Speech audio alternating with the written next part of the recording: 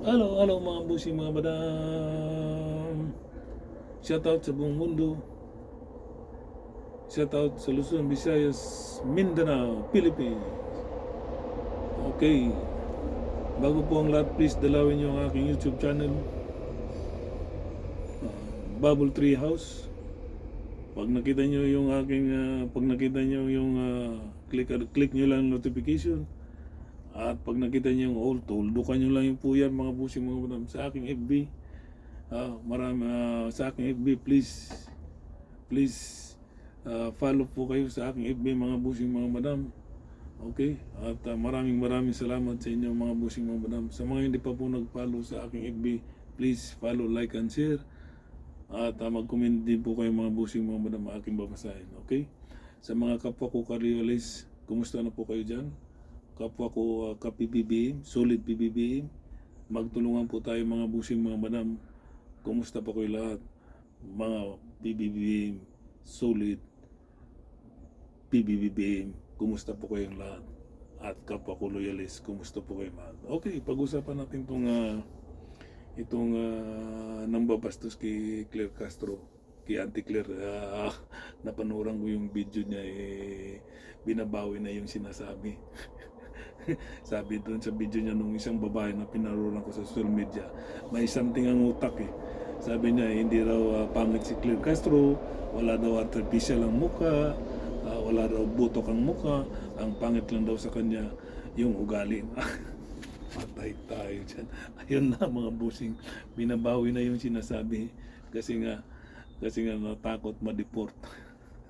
Pero for sure madi-deport na yun sila mga busing mga banang kasi nasa investigasyon na sila, malapit na silang under investigasyon. Kaya yung isang didilis dito na bastos nag-live at napanuran ko yung video niya sa social media, binabawi na ang lahat. Pero habang nagsasalita yung babae dito na didilis na babastos, may something, may sayad ang utak. Hindi alam ang mga pinagsasabi. So halatado talaga itong mga didilis, mga busing mga madam na bayaran sila dito. Kasi nga unang-una, yan sila dito sa dito yan sila mga didilis. Yung mga nambabasta kay Claire Castro, nakikita ko Muslim, mga pakainin ng gobyerno dito yan. Pag oras na ng lunch time, dinner time, nandun yan sa food bank nakapila, nag-aabang ng pagkain. Kasi dito, kaya ayun, natakot na ma-deport lahat ng mga pinagsasabi niya, lahat ng mga pinagsasabi nila kay Claire Castro, binabawi na niya kasi nga matakot ma-deport.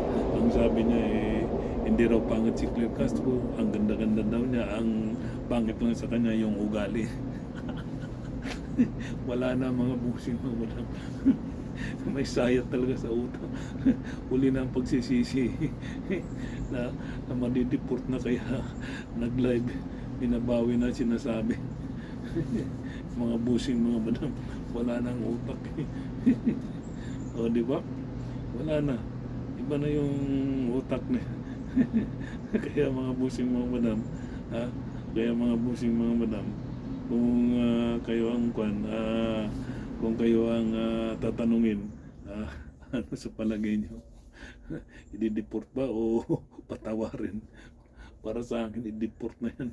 Kasi nga, hindi siya magandang halimbawa sa tao, sa mga kapwa niya Pilipino. Di ba mga bossing mo ba na? Kaya yan, mabuti nga sa kanya at ma-deport yan. Biruin mo, undersecretary yan, bastusin mo. Bastusin nila, ganun na lang. Panglalait nila, ganun na lang. Kaya yung napanuran ko yung live ng isang babae na didilis, binabawi na ang sinasabi. Pero may sayad sa utak mga busing mga hindi alam ang mga pinagsasabi. Okay? Kaya yun, binabastos lang itong mga wala sa hulog eh. Ngayon natakot ma-deport kaya siya nag-live sa social media, binabawi ang sinasabi. Pero wala sa hulog eh. May something yung utak ng busing mga badam eh. May something yung utak yung babaeng yun. Halatado mo talagang binayaran siya. Pag nagsasalita, bayaran eh.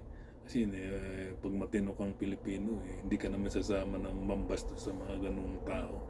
Lalo na opisyalis pa ng gobyerno, di ba? Mga busing mga madam. Kaya ayun, kawawa, iyak-iyak siya. Binabawi na ang mga sinasabi niya kay Auntie Claire. Sorry ka na lang. Ikaw, nandito ka na sa Canada, hindi mo pa iniingatan. Kaganda-ganda ng benefits dito, lahat libre. Di ba? Lalo na sa mga medical sa hospital, libre lahat, wala kang gagastusin sa mga medical. So sorry ka na lang, madideport ka. Okay, hanggang dito na lang po mga bossy mga madam. Once again, maraming salamat po sa once again maraming salamat sa mga hindi pa po nag-follow sa aking FB. Please follow, like and share. Mga bossy mga madam, kapwa ko loyalist, magtulungan po tayo mga ka-loyalist, mga ka-PBBM, sulit PBBM, tulungan niyo po ako.